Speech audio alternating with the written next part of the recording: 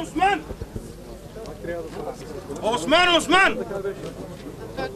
Днес преди обед на 280 от 300 работници в мина Черно море край Бургас им бяха връчени предизвестия за прекратяване на трудовите правоотношения. За един ден, ние петък бяхме, гръм от небето падна. С петък на работа, събота не обявяват, затварят рудника. Никой не казва защо. Останалите 20 миньори ще работят на повърхността до обявяване на пълен фалит на предприятието. И свърчат на улицата. И ползват борса по закона, каквото се полага. Това е положението. Неприятна история, но... Имаха ли предизвестия тези хора? Значи предизвестия в момента се връчват. Нямаше как да ги имат и точно това коментираме тук с колегите, за това, че ние спазим предизвестието, те им се дължи обезщетение за това предизвестие, което е за един месец, разбира се. Тази година трябва да се пенсионираме зимата.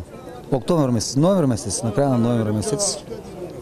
И не изгорнаха като кучета, с една дума така става. През последните години миньорите няколко пъти излизаха на протести заради неизплатени с месеци заплати. Към момента те все още очакват февруарските си възнаграждения. Получили са единствено аванс от 210 лева. Компенсации, той и всичко остава и така.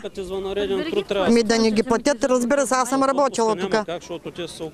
Точно така, ще ме съкратят и край, всичко остава и така.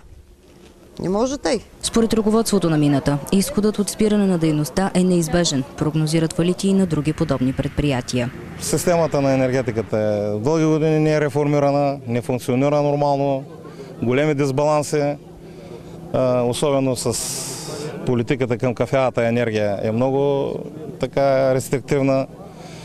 Цените постоянно падат, изкупните на електроенергията, оттам пък тецовите производители на електроенергия от въглища натискат нашите цени надолу. Ние де-факто от 20 години работим на цени от преди 20 години. Никой не ни дава възможност да се повишим цените, да постигнем някаква рентабилност. Къде е правителството? 300-400 човека остават без работа.